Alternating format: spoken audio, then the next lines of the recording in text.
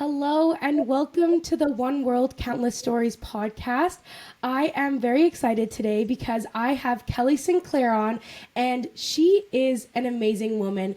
I met with her for coffee once, and I was just blown away by her authenticity and her mission to share love. And it's so empowering to see women in my community succeeding, and I'm just so excited to share and hear about your story. So welcome, Kelly. Oh, thank you, Selena. I'm excited to be here. Awesome. So let's get you to introduce yourself. Tell us a little bit about you and anything that is important to know about you. Yeah, that's a great place to start for sure. So I have a lot of hats that I wear in my life. I am a mom. I have two kids. They went back to school today in grades 5 and 3, which is unbelievable because the time just goes by so quickly. You don't even realize it until you're in it. And I'm a business owner, and I'm a business owner because I have kids and I wanted to have the ability to have the flexibility to be able to go like walk them to school today and be here when they get home and all of that kind of stuff. I'm married to my high school sweetheart, actually. So we've been together for like 19 years, which is amazing as well. And, as a mom and a business owner and a friend and a daughter and, constantly juggling in between all of those different roles. And how do I do all of that and still stay true to myself and make sure that I make time for myself and prioritize myself as well along the way. It's a fun journey. Yeah, that's a beautiful journey, and I can't wait to get more into it and talk about your business and talk about the juggling act of life because we're all doing it. And if we can learn a little bit from each other along the way, that's the beautiful thing about this journey. So why don't you tell us a little bit about your childhood? Is there anything important that happened in your childhood that we need to know about that would affect your life journey? Yeah, that's so interesting. And I love that you asked this question. And I think that that's depending on your own like experience in life and whether you've done like uh, self self-awareness, personal development type work, you tend to either have this connection made or not. And Yep. I have explored some of that. And for me, I grew up actually I grew up on an acreage, so not in town, which made things a little bit more difficult as far as like organizing and planning and what activities I was able to be in as a kid because my mom was always sick, ill. She had chronic back problems and then it evolved into many other things. So she was kind of unable to plan to take us to all of the activities all the time. So we basically got to pick one thing that we would do on a weekly basis. And my brother was in hockey, so that was it. And for me, I used to dance and I was also allowed to be in 4-H because 4-H was only like once a month, so it was a minimal time commitment.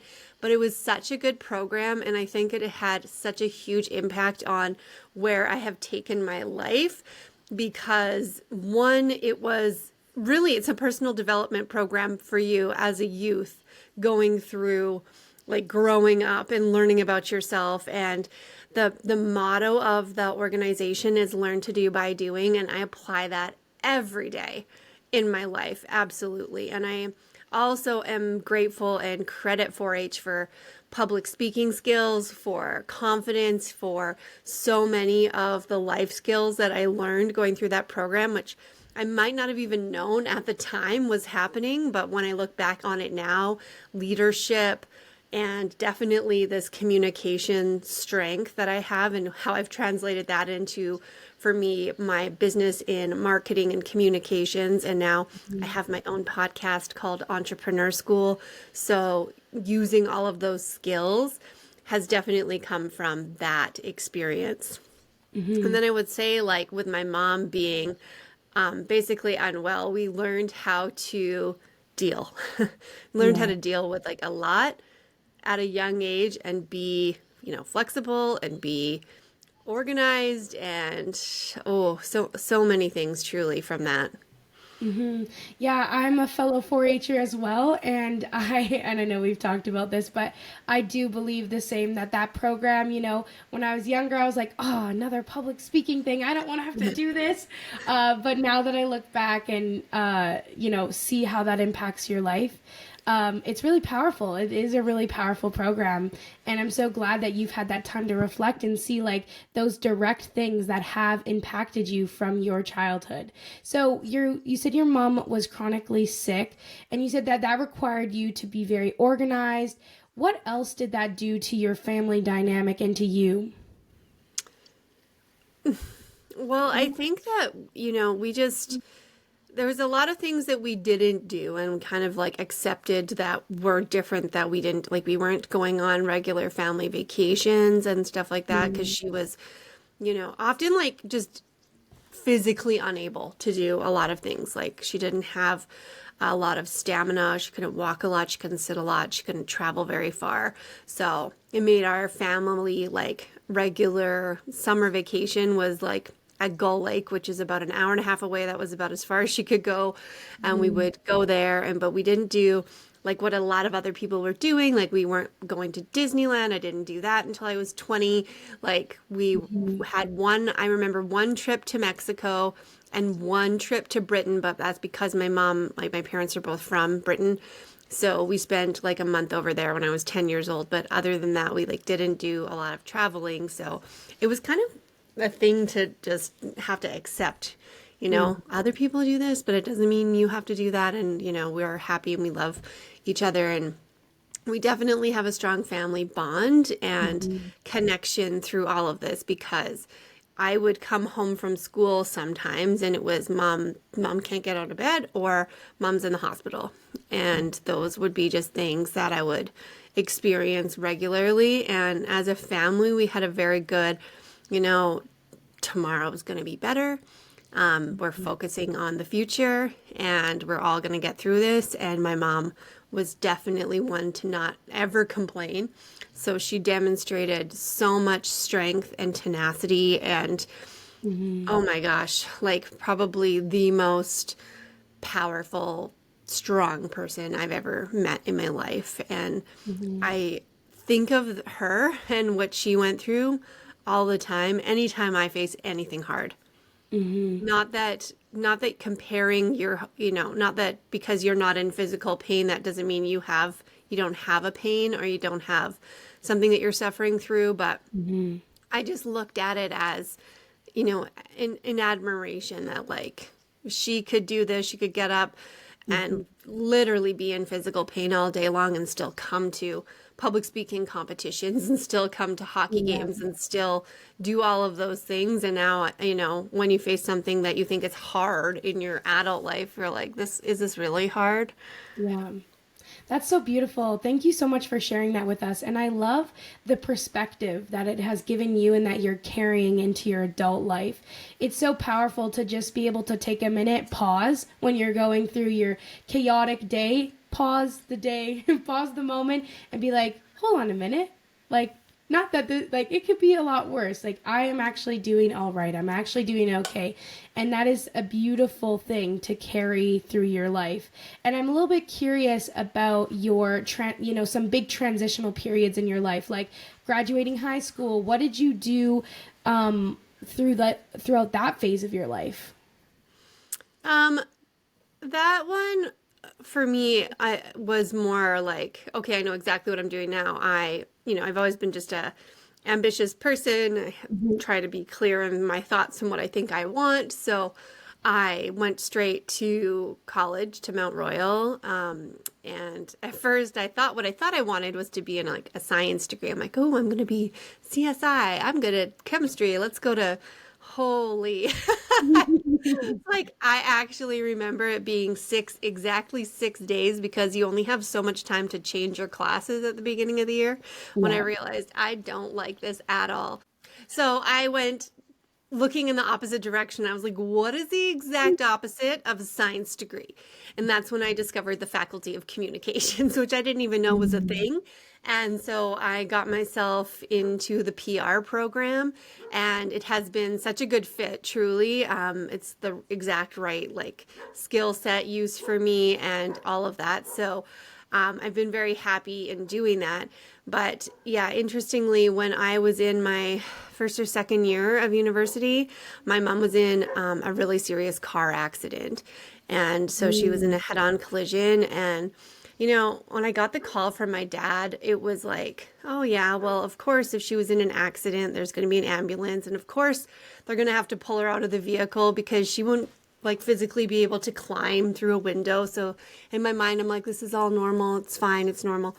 Then I find myself, at the ER watching her get her wedding rings cut off of her fingers because she was like swelling and everything, and they needed to like operate on her. And then they Wow. took us to this back room, like the one where the families go, where they're like, we don't know what the news is yet. And so Mm. there we were in another one of those moments as a family, hearing this bad news and figuring out how to deal with it. And this was like right around exam time. So I remember being with her there, being with her in intensive care, and then writing a final exam the next day. Wow. Wow. So it was just like taking that whole tomorrow will be better, tomorrow will be better. And this is where, when I reflect on it now, I'm like, this is where this was like totally a survival skill, but Hmm. also it's had some interesting side effects because when you're constantly thinking about tomorrow, you're also forgetting to take in the celebrations, the good things, the positives, the wins that are happening on a daily basis. Hmm. And now that I'm more aware of that, I have to be super intentional about like capturing some of those, because it's easy to, like Drew Barrymore in 50 First Dates. It's like a reset every single day. Like nothing ever happened. It's fine. Let's move forward. But stuff did happen, stuff that was hard, and also stuff that was good. And how do you take that all with you and navigate it? Hmm. So now in your adult life, you're aware that okay, maybe that attitude was not the most beneficial to me now, because you lose being in that present moment of thinking, okay, let's just think tomorrow will be better, tomorrow will be better. So where are some other examples in your life where that mentality showed up? No, this has been like, I told you my mom had like a series of things, because there was Yeah. that, and then that played into, at the time, that time I was getting engaged and getting married and trying to like plan a wedding around her like health progression. And like it was so bad that she had 7 bone grafts done on her ankle, and it was basically, they probably should have amputated her foot, and they Mm. didn't, but there was always this chance that it could happen. And they didn't, like, it was just not healing for 2 to 3 years. It was taking so long. Mhm. And so we just didn't know where she was going to be at, because, an infection would come up. And like, this was just this whole stretch of my life while I was planning a wedding. And I Mm. had a call. My dad one day actually asked me to cancel my wedding because it was my mom's idea to do a wedding, destination wedding. That'll be easy. That'll be fun. Yeah, but what if she can't come? Mm. Right? Um, but which fortunately she was able to come, Yeah. and she walked me down the aisle, which I'm so glad, even though that was an accident, Mhm. because we were late for my wedding. So we just ran down the aisle, my dad and my mom and me, basically. I was like, why is the music playing already? Anyway, sorry, I'm having like memories coming up No, as you're that's fine. talking. But yeah, this is this whole like perspective of being in the moment and trying to like enjoy these things while they're here instead of looking for it. It took a really long time for me to shift that. And I still think presence is one of the hardest things to really sink into. And it needs to be practiced regularly. And I certainly haven't mastered it yet. Yeah, no, being present, I think we all struggle with it with all the distractions that we have around us. I mean, we have so much entertainment around us on our phones. We have entertainment and so and distractions and so it can be very very difficult to be present. And again, thank you for sharing some of those little stories and little glimpses about what your life looked like. And so, if we keep trailing along your life, what was the next big thing that happened for you, a pivotal moment in your life? Well, I had my kids. So my mom was diagnosed with breast cancer. Um, the timeline is so actually messed up in my head because I've had That's so okay. many of these moments, and so it's interesting to think that I don't even know exactly when that was, but I had my first daughter in 2013, Hmm. and it was around the time like my mom had actually she'd already been diagnosed and gone through a series of treatments for cancer. And then I was working in a PR firm, and I was like, off on that leave and then back at work and then doing the thing, and then got pregnant again and was having my second baby in 2015, and my mom's still going through treatments. Hmm. And then she was, in remission, and then she was re-diagnosed again. And Wow. at that point, like, she was really not doing well. I was back at work after my second daughter. I was like balancing having two kids under 3 years old, living and commuting to the city for work. So it was like an hour-ish drive, had to get up early to try and beat traffic. My husband was driving as well into the city. So we drop off our kids at like 6 a.m. at a day home. Yep. And I am not a morning person, Mm. period. So, like, just getting out of bed at that time was so challenging. And then getting two kids out of bed and then taking them. And then I just remember being in the car, like, just chugging coffee like it was my lifeline. Yeah. And I was like, how?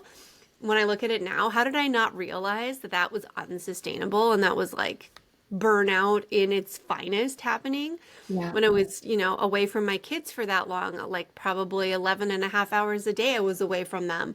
And then they would just be cranky and tired and everyone had to eat and go to sleep immediately. So there was zero quality time. And I thought, what is going on here? And that's when my mom got really sick. I was at my job one day. I remember being in a team meeting and my dad phoned me, and I just thought, I have to step out and take this call right now. And Hmm. he said, Mom had a seizure and she's in an ambulance on the way to the hospital. And I was like, this is bad, because we're used to bad and we're used to it always being bad, but you think it's just always going to be bad and go on forever. But for some reason, I knew that that was a time to actually make a decision to go, am I going to stay in my job and work and continue working towards what I want for my career and climb the ladder and do all that and prioritize that? Or am I going to spend what little time I have left, I don't know what that is, with my mom, with my kids and my mom, and have a relationship with them and her? And it was a really hard decision because, you're torn between these two like core principles of your being, like the career path for yourself and, what you're working towards versus like the family side of things. And I decided I need to leave. And so I talked to my boss and I got a leave of absence. I was able to just take, but I'm so glad that I did because we literally only had 8 days left after that Yeah. point. And so after that point, what continued to change? Because you had that spark of change and you were like, is this actually, you started questioning things in your own life. Like, is this actually what I want to do? Is this where I want to spend my time more importantly? And so then you take the leave, you spend that last little bit of time with your mom. What happens next? Yeah, that's when I realized, the cliche of that life is short. Mm. And what it made me do, because I was fortunate to be able to just take off whatever time I needed after that to think about what I wanted to do next. I didn't have anyone at my job saying, you better come back in 2 weeks or else you're losing your job. They were just like, you let us know what you need, which was really fortunate. Mm-hmm. So I just actually took the time to be present with whatever I needed to go through however I needed to. Mm-hmm. And what emerged for me was just like, why do anything that doesn't bring you joy? Like the whole point of life is joy. It's to be Mm-hmm. happy, it's to be loved, it's to give love. Like, and how do we mix all of these ingredients together of being a parent and being a wife and having a family and relationships, and what about career? Where does that come into it? And so I decided that when it comes to work, I believe truly that when you're able to do something that you're passionate about and have that fulfill you both like emotionally and financially, then that is like where the gold is. Yeah. So I looked around and thought, there's so many entrepreneurs here. And I think entrepreneurs are a special breed of people who have made a decision to do something on their own, which is multitude times harder than working for somebody else. There's nobody telling you what to do. There's nobody holding you accountable. There's nobody Mm-hmm. saying this is the right next step. There's nobody to, lean back on. None of it. It's I am, obsessed with this thing and I'm going to try and make a business around it. And Mm-hmm. I thought that's the kind of energy I want to be around. And that's what I'm going to do for myself and also have the opportunity to work with people who want to do that too.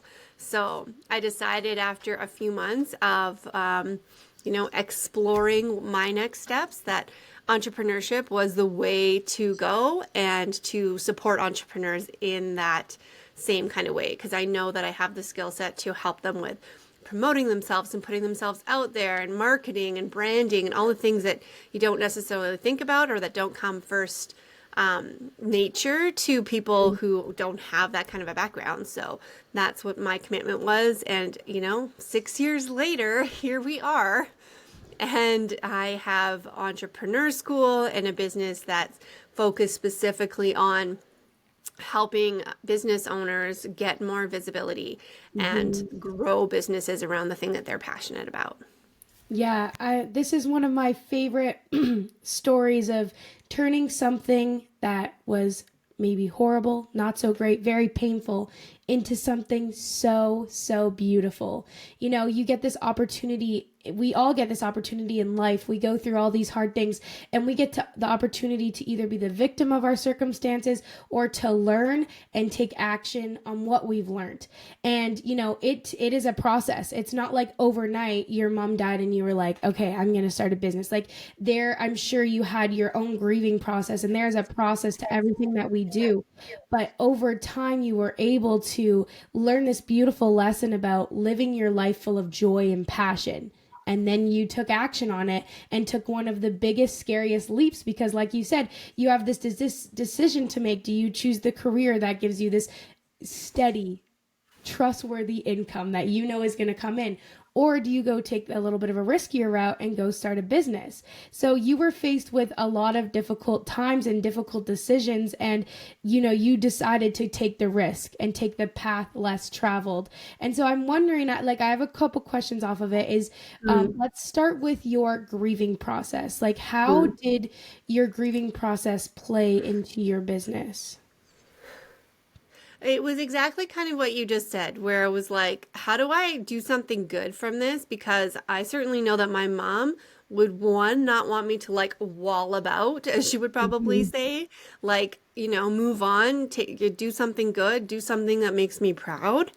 And I was thinking about that for sure. Like, and I also thought back, like, my mom was a stay-at-home mom. She actually had a career before in childcare, so it made sense for her. Like, I have kids, I want to take care of them instead. So she Yeah. was at home with us all the time, and I started thinking, well, what kind of mom do I want to be to my girls? Mm. And how can I like take my favorite things about how my mom was and lean into that.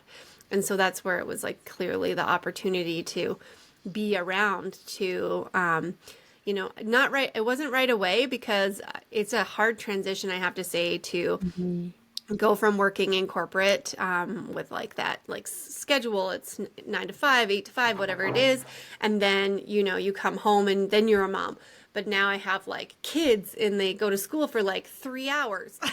Yeah. But at the time they actually were in childcare, so I kept them in full-time childcare, whatever it was, for a while until I got comfortable. Like it was only in the last couple of years that I was able to take them out entirely. So now they come home to me right after school, which is at like 2:30 in the Yeah. afternoon. So it's not a full day of work even anymore. So that's been part of it. And grieving is definitely a process that like goes on and on and on. And you have these moments.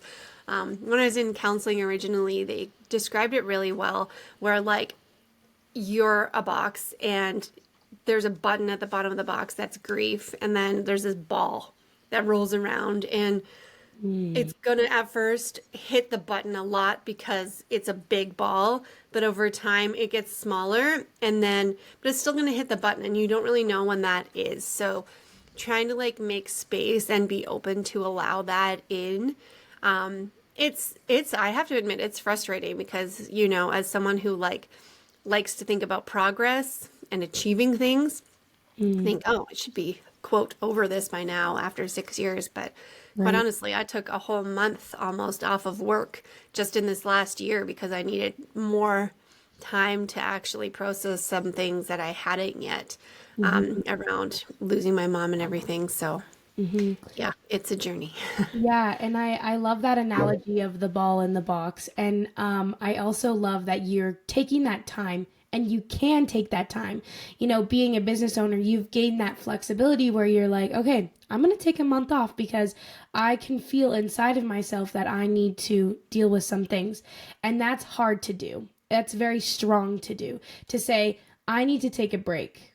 I need to take some time for myself to process these things. And so I want to like congratulate you on doing the work and letting yourself feel. Like that's something that is so important, that you let yourself feel the emotions and go through the process. And so it's quite beautiful, all the things that you're talking about. And I hope that anyone who struggles with their grieving process can take what you just said and apply it into their own life and give another perspective of like, yeah, that button is going to constantly be pushed. It's just over time, maybe a little less. Everybody will be a little bit different. So it's quite beautiful. And I want to kind of switch a little bit gears here into talking a little bit more about the business side that you were saying. You switch from being an employee to a business owner. And I was wondering if you could explain that shift, that change where you go from employee mindset to entrepreneur mindset. Employee to entrepreneur is like so scary and exciting at the same time. Because on one hand, you have complete autonomy to make every decision and create your own schedule and do the kind of work that you want to do and work with the kind of people you want to work with. And on the other hand, you have to do all Yeah. of those things. And there's nobody telling you what to do, how to do it anywhere. Like you're balancing all of the like trying to figure it out, the learning, the implementation, all of it at the same time. Like, how do I create? I remember spending hours online doing like video training. How do I build my own website? How do I, learn different online marketing strategies? Because these are, things are sort of new. And even compared to when I went to school, I'm dating myself, before social media was really a big thing.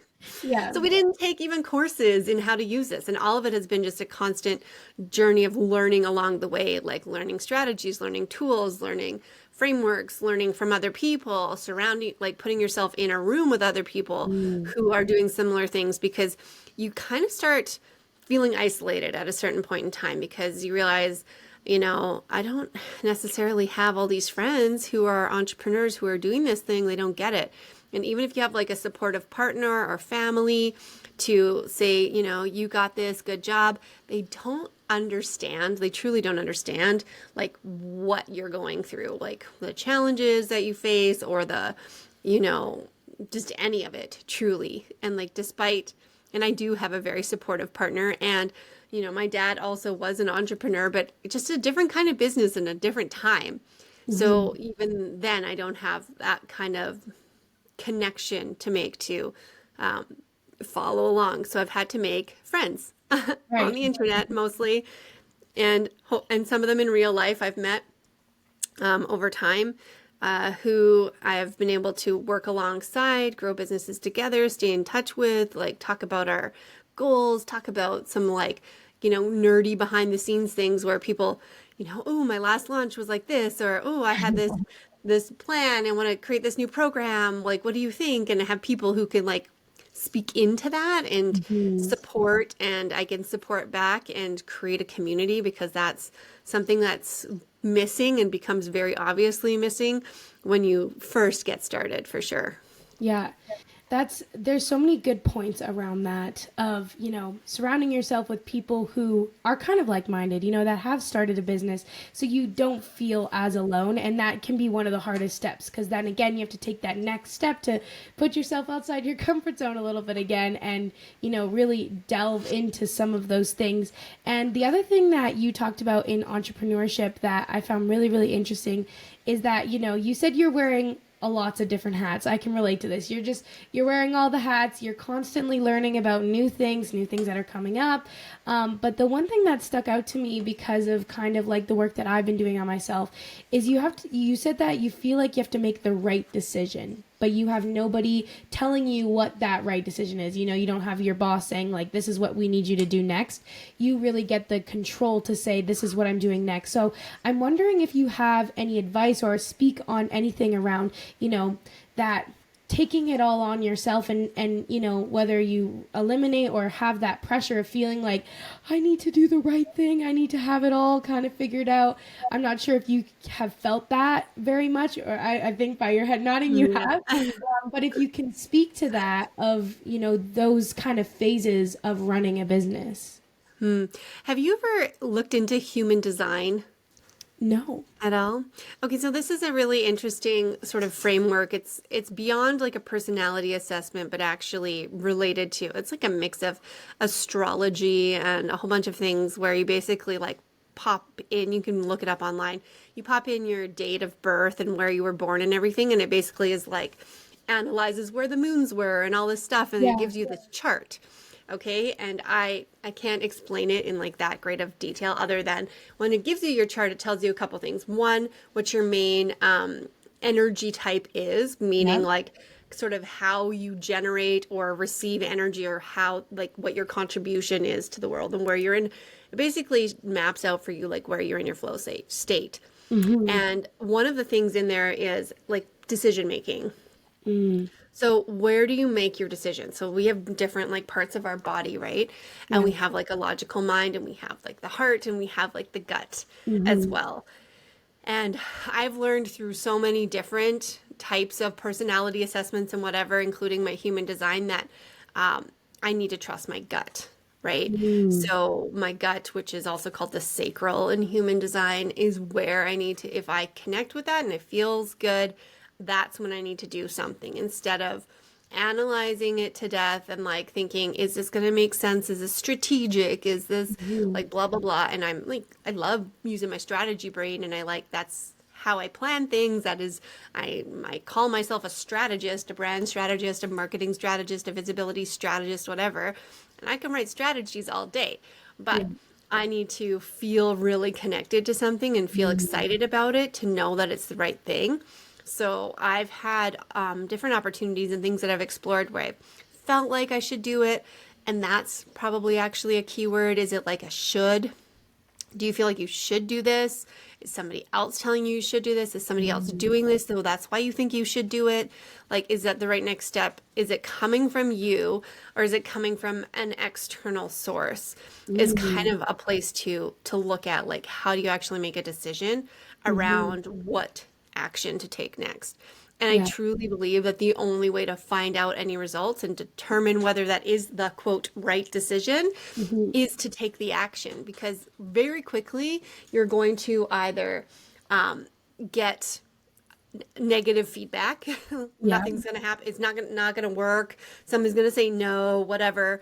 Or you're going to get some positive reinforcement that's going to say yes. So what's the next step that's like this, that continues this ball rolling down? No, I love that. It's like first, become aware of the way that you make decisions. And then second, it's like, where is this coming from? Where is this coming from? And is it external or internal? And then, feeling it. I love that advice. That is so beautiful.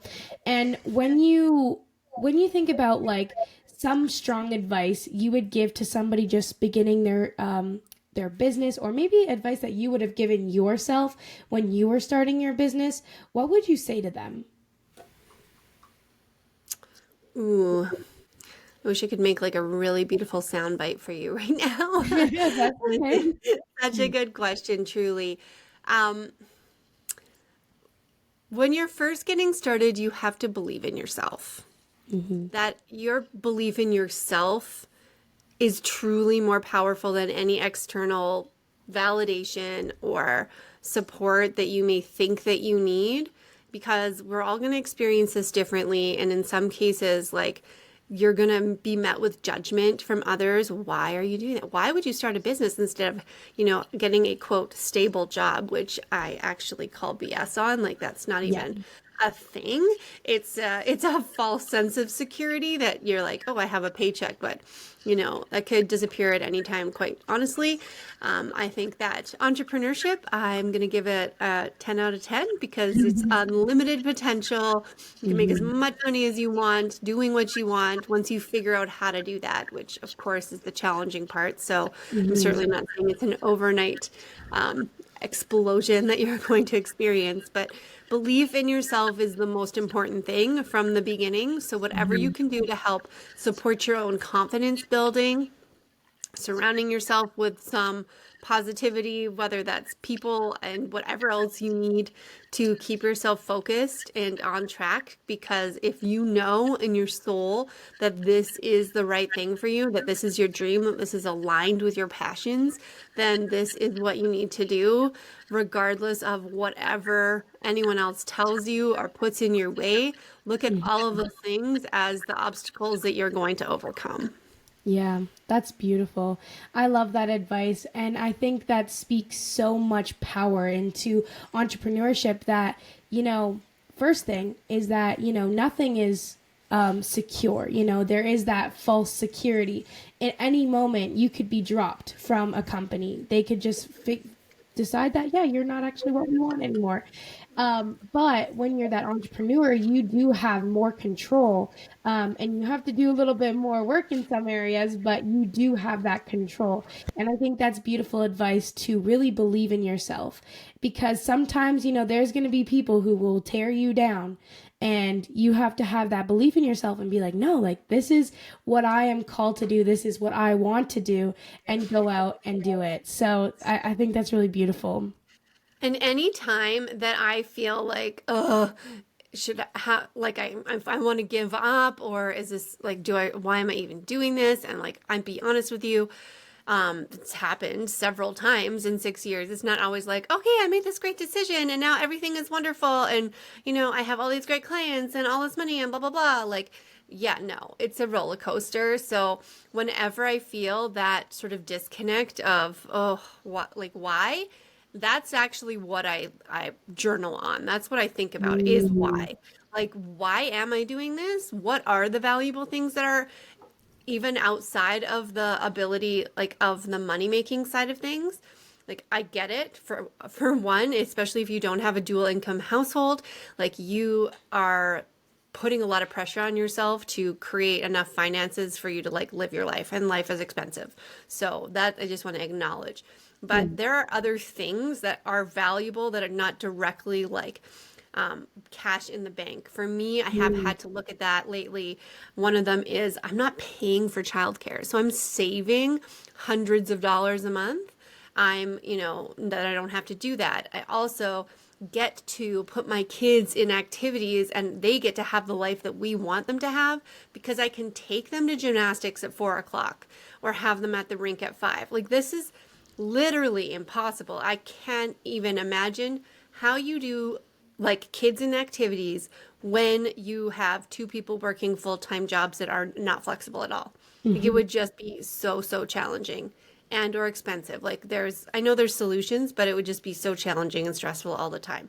So I Hmm. place a lot of value on my ability to do those things and what that means in my life and my family's life.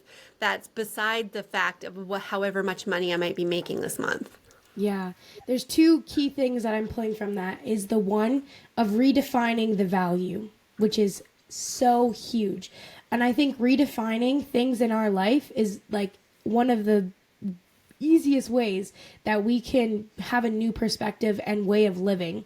But the second thing that I really love is you said that you journal about that stuff. When you get to that point where you're like, what am I doing? You get into those dips of like, what am I doing? Why am I doing it? And I can relate to that too. Like, yeah, it's not like you make the decision you're going to be an entrepreneur and it's like smooth sailing from there. I loved what you said. I love the roller coaster analogy because there is moments where you're like, you get into that state of like, wait a minute, and it happens, and that's being truthful and honest. But when you ask the question why, I think that's where the power comes in. I firmly believe if you want to figure anything out, whether it's through business or spiritual or personal growth, if you ask the question why repeatedly, you can get to a deeper answer of, where does this come from? Why are you doing it? And I love that question of why and taking that time to really sit down and question it. Like, why is this happening? Where is this coming from? And sometimes we can get caught in the voices in our head aren't even our own. We're like, oh, this was put on me by a sibling or a family member or a friend. This is not me speaking to myself right now. This is another voice coming in and telling me that. So I'm not sure if you have any comments off of that, but it's kind of an Yeah. interesting thought. Yeah, there's actually an exercise that I do and that I share with my clients Mm. that is something I learned from a program that Tony Robbins created, and it's Yep. called Seven Levels Deep. So basically, what you do is you start with a high level question of like, why do I want to be successful?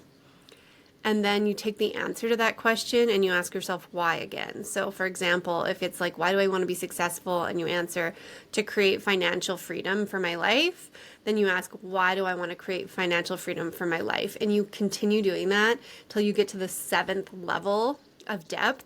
And like the first four are generally easy, but then after that, it becomes this like, it's actually coming out of your soul, the answers, Hmm. and you may surprise yourself. And I do this exercise probably at least twice a year, if not more, depending on like how I'm feeling.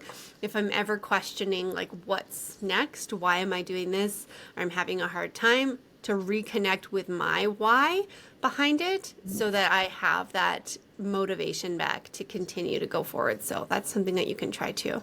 Yeah, that's beautiful. I've heard of the seven whys before, and I think there's even a book outside of Tony Robinson about the power. I know there's one about like knowing your personal why, but there's a one Mm. about like breaking it down to those repeatedly asking why. So thank you for sharing that little tidbit. I absolutely love that, and I think you're right. You kind of hit the surface level, and then you start getting deeper and deeper and deeper, and then sometimes you either know this about yourself or you don't, and you realize new things about yourself, and it's a really beautiful exercise to, like you said, stay in tune with what you really really want. So that's awesome. So with your business, you said it's been going on for 6 years, right? Or seven? How long? Six, yeah.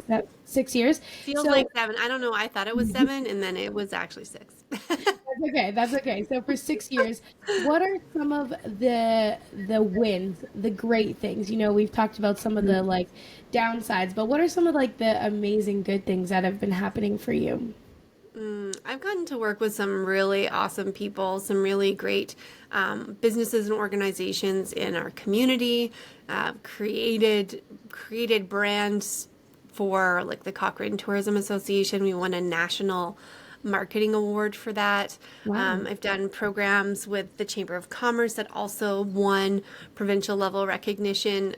So there's some like actual notice of what has happened in the work that I've done, but Yeah. mostly just being able to support individuals who are passionate about what they do and have them be successful is what I am totally here for. So, Mhm. helping people like raise their prices, create new offers that like work better for their own lifestyle. And in the process, I've been able to create the lifestyle that I want for myself, which I'm super proud of. It's like that ongoing, what kind of mom do I want to be? What kind of person do I want to be? And how do I be able to show up and have that flexibility and do it?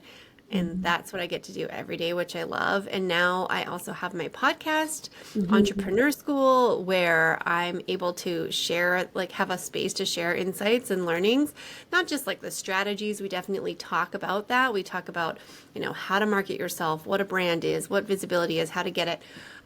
Share stories from other people who've done a really great job and have been really successful in their businesses so that you can sort of see how other people are balancing. In my case, it's a lot about parenting, balancing parenting and running a business. And so we have lots of that. And I also do like what I call entrepreneurship in real life, where I share the like behind the scenes things that are challenging, switching from work through the year, like this transition time like we're in right now. Today is back to school day.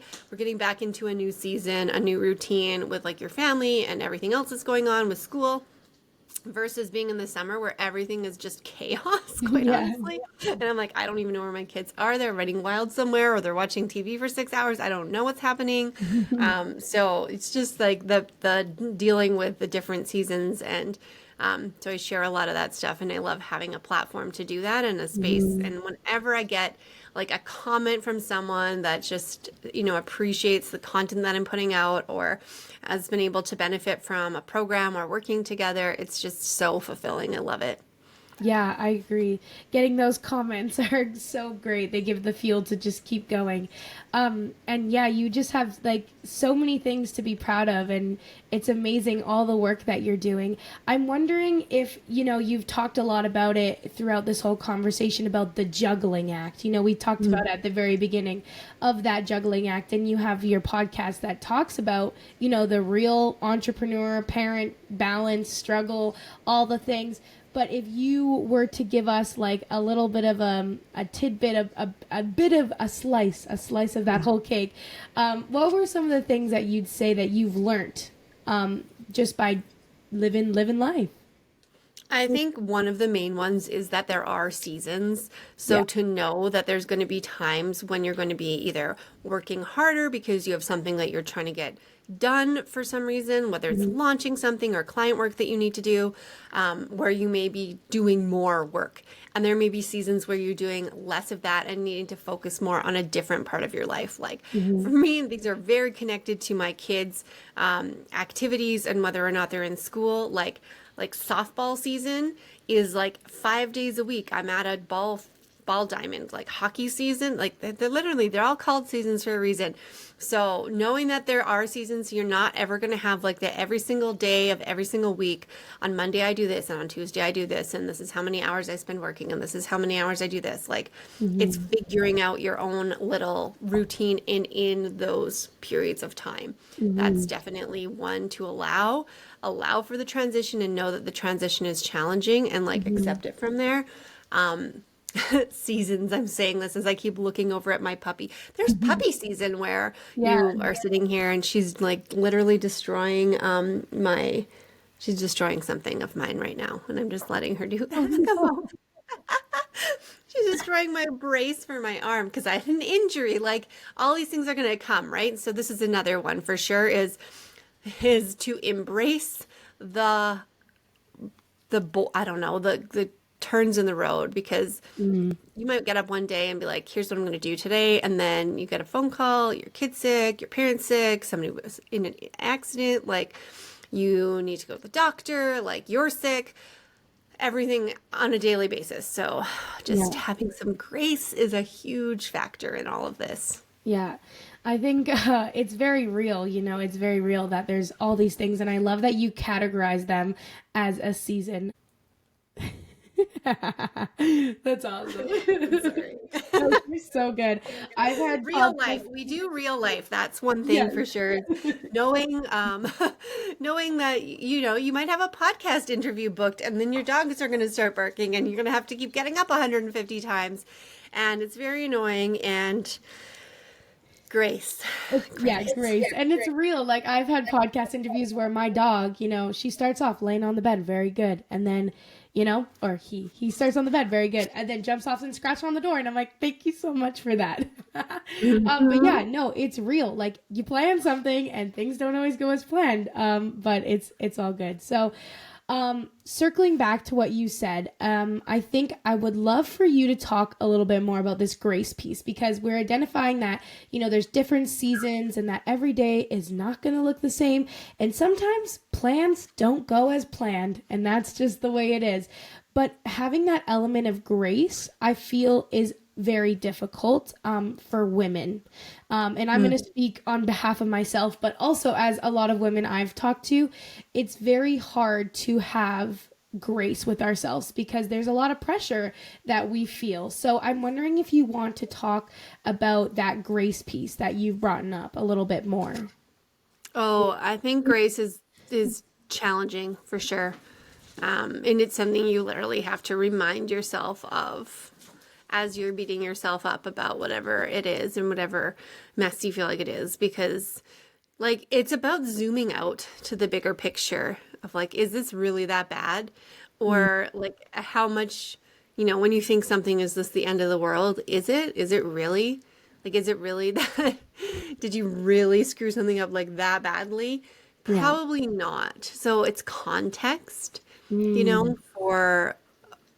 for the impact of a moment in the moment feels so much bigger than it actually is. And this is an interesting connection I'm just making in my head right now, and that's that my husband actually sent me this thing, and I don't know how many seconds there are in a day. Say there's 30,000 or minutes in a day. Like, I don't know how many there is. If you have that amount of money in your bank account and somebody took $10 out, would you like lose your mind and be so mad about it for the whole day and just like stew about it and let it affect your whole mood? And the answer is kind of like, no. 10 bucks, whatever. Well, when you have a negative experience, like for the 10 minutes, like why let this thing play on you, be on your shoulders, like keep you up at night, make you so angry for this long? Like we're doing that. It's like we're naturally doing that because we're reacting to the challenging moments, to the negative attitude of somebody else, whatever. Like, and I know that I'm not perfect at this at all. So just know that this is coming from a place of like constantly learning to navigate this. It is like just a matter of continually asking yourself, like, what's the bigger picture here? How much is this really impacting me? How can I shift my own mood? And we need to take ownership over that too, because especially when something is hard or you feel like it's bad or you did a bad job and there's like negative emotions tied to it, that can really shift you and screw up your whole day. Like truly, like how many times have you had a day where just one little thing went wrong and then, oh, it's just, that's it. The day's over and I just want to like go watch Netflix now, or I can't bring myself to do something else. What is something that you can do that actually will change your state? Can you go for a walk? Can you listen to your favorite song? Can you meditate? Like whatever it is for you, that is a thing that you enjoy doing that helps you to like just say, I need to move from this place into this place, like mentally and emotionally, and try and do that thing. I truly know I don't meditate a lot, but there's days where I'm like, I need to meditate. And I grab my like Calm app and I put on a 10-minute meditation just to like try and get my mind off whatever it is that I'm stewing about.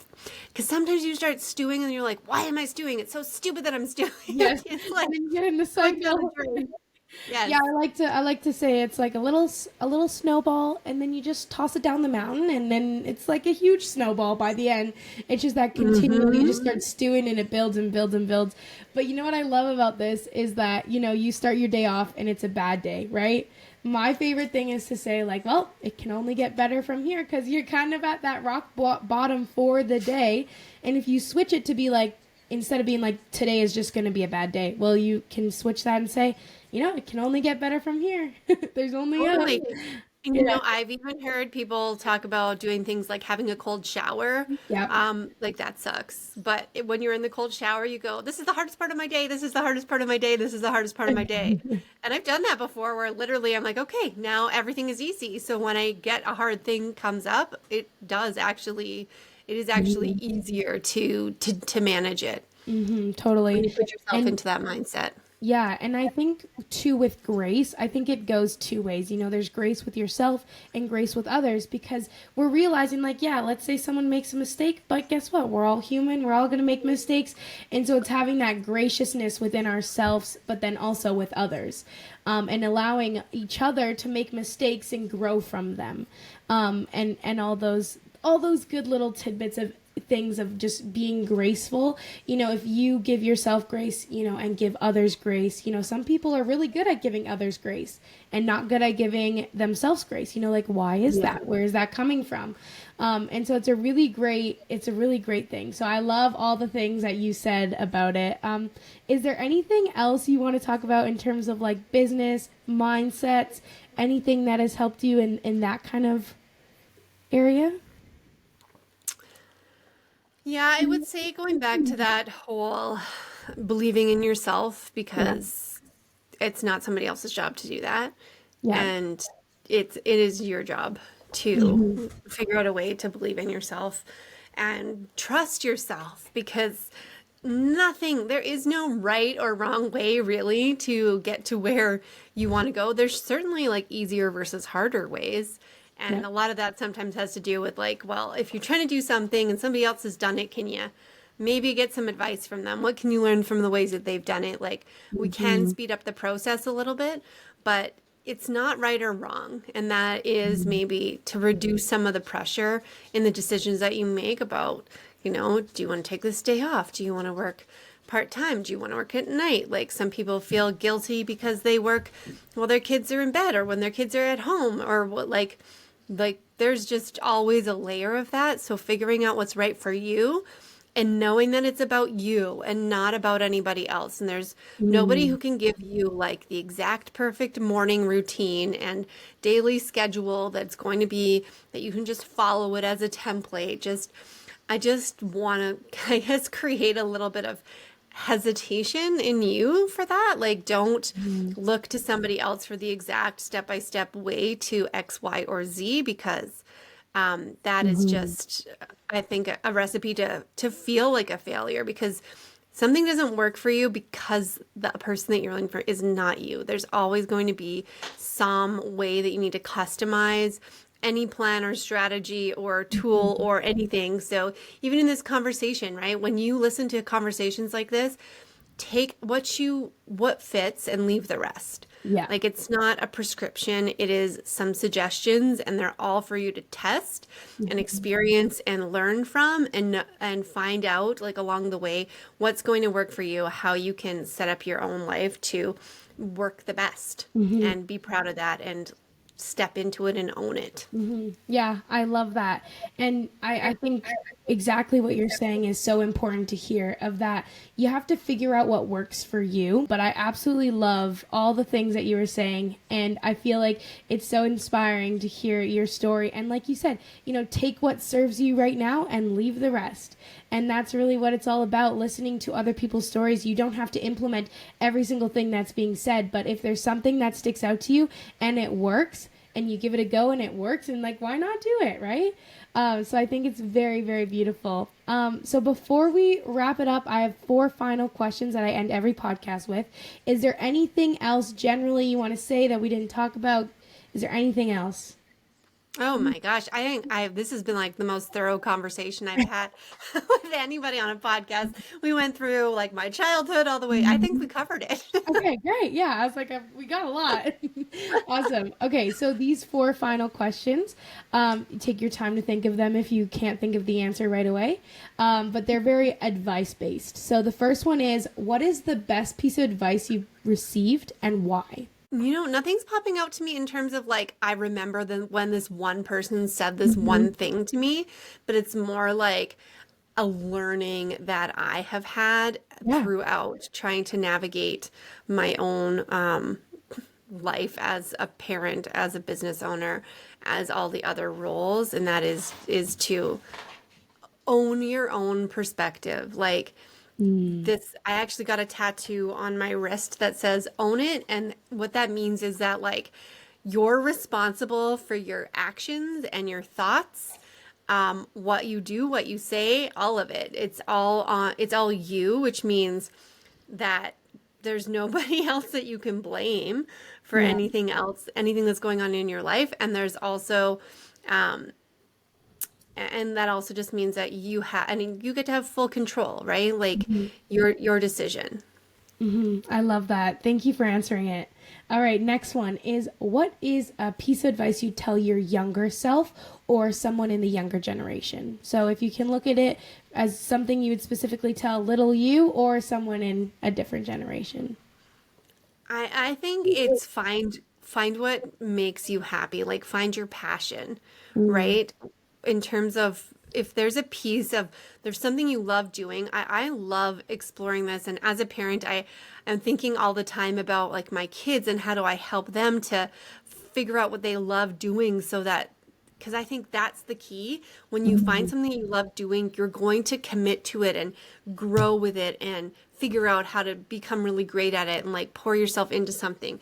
And not that this is like to wrap your whole identity up in, but to like really practice and having a place um, to excel in your life. And that whether that becomes the thing that you do as a career or it becomes a thing that you do as a hobby or whatever it is, like, because you just need that in your life, regardless of if it's your main source of income or if it's just your main source of joy. You need to have that thing that you can lean on. I love that. That's an awesome answer to that too. I think it's all about figuring out what you love and you're passionate about, and then do it. Go out and do it. So I love that. This next one is a little bit of an interesting question, and it's really open to your own interpretation. So if you need to think about it, go ahead. But how do you define success? Oh my gosh. Okay, this one I can answer so easily because Okay, good. I actually wrote an entire chapter in a book all about this because actually, to me, success is subjective. Okay. And success is a journey and not a destination. It's Mm-hmm. not something that you get to one day so that you have it like on this pedestal of like when I'm successful or when I achieve this or whatever. It's actually about enjoying the trip of getting to where you want to go. Like I'm all for setting goals. I'm all for having, like desires and wishes and wants and all of that. I think it's so important. But if we put off doing things or feeling certain ways and feeling joy because we're waiting to have this success, then it's just never going to happen. And so I think it's so important that you recognize that you figure out what success is for you so that Mm-hmm. when you have these days, like for me, I wrote it down like success is walking my kids to school every day, Yeah. right? It's that I get to do Mm-hmm. that. And that I have to remember every single day, despite, if something doesn't go well in my business or I have like a falling out with like a friend or a family member, whatever, that still exists for me. Yes. So defining success on your own terms is so important. Yeah, and I agree because, everyone will have that different definition of success. And that's exactly why I ask it to open up that door of like, success doesn't mean that you have fancy cars, big houses, and this. It's very subject to what you make it. So I love asking that question, and I absolutely love your answer. So thank you for that. And the final question, I love to end my interviews in a state of gratitude. So, what are you grateful for? Right now, like today on the daily thing is that my kids are back at school and they are Yeah. so excited. My Mm-hmm. kids are happy, they're excited today, and we are going into this season of a new routine. And quite honestly, I love the month of September. I don't know when people are going to be listening to this, but this is my favorite time of the year for that like refreshed, renewed Mm-hmm. feeling of opportunity to like finish out the year strong. It's like a New Year's without the same amount of pressure. So I'm super grateful Yeah. for just like the season that we're in right now. I love it. Yes. Awesome. Okay. Thank you so much for joining me and sharing your story and getting very vulnerable and opening up some of those parts of you that are just, sometimes hard to tap into, but you did a very good job of walking us through your journey and being so vulnerable and open. And I really do appreciate you sharing all the tidbits and all the information that you did today. So thank you so much. Thank you